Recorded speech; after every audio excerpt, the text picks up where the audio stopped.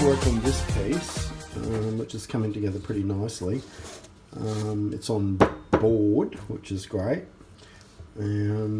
So it's getting close to pretty much being finished, but there's a couple of little things I want to add to it. And basically I'm looking at a previous painting that I've got here, and I really love this moth and the white and the kind of the circle around it, and I kind of want to transfer that idea into, or onto I should say, this painting.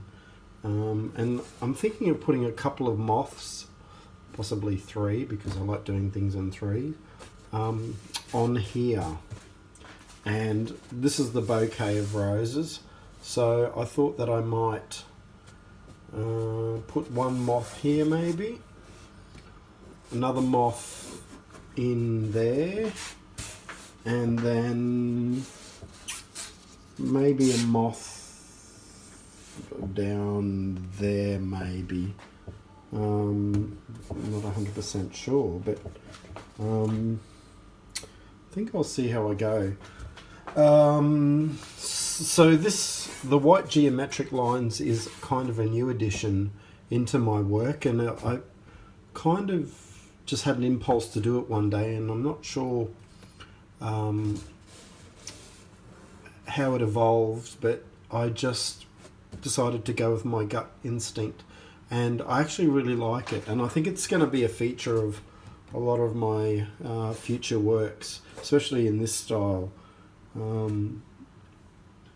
So they kind of represent order in chaos. So painting can be quite chaotic and there's a lot going on, but I like the strength of the geometric patterns, and I think it kind of sort of pulls it together and strengthens the work.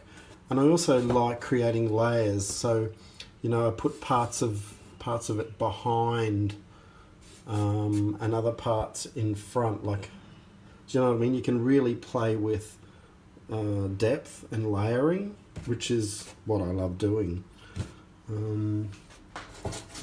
So I'm going to put a couple, like I said, I'm going to put three on and then see how I go.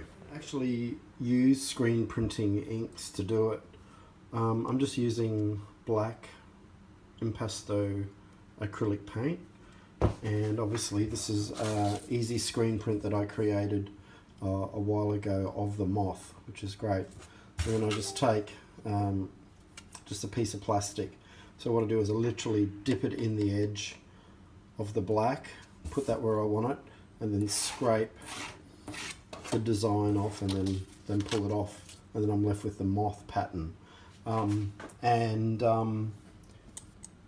Then I quickly rinse this out so it doesn't, so the paint doesn't dry in the screen. So let's see how it looks. They're screen printed on. So what I'll do is I'll let them dry, then I'll come back with a white marker, and then I'll sort of draw out the outline and paint some in, and then I'll add some really faint circles, some lines in there to sort of bring them into the design. So that's the progress of this piece. Then this is the other piece in the same series, and once again I've put in a really strong geometric shape, in this case it's a triangle, into the work, and I've sort of once again layered it into the work, which is great. I'm using my Chinese cats, which I love, and my Chinese felines, and there's also some of the birds that I've incorporated into other works over the years, and some of my floral patterns. This piece is turning out pretty good, and I'm really happy with the progress, and it's pretty much almost finished, but once again I may add a couple of the moths into the work, just in a couple of places, but not much. And then what I'm going to do is I'll varnish it so it really comes to life and it becomes really shiny. So I'm really happy with how this piece turned out. There's a lot of layering involved and a whole bunch of different techniques, which I'm going to show you in my upcoming series of painting videos of how I create all of these different effects.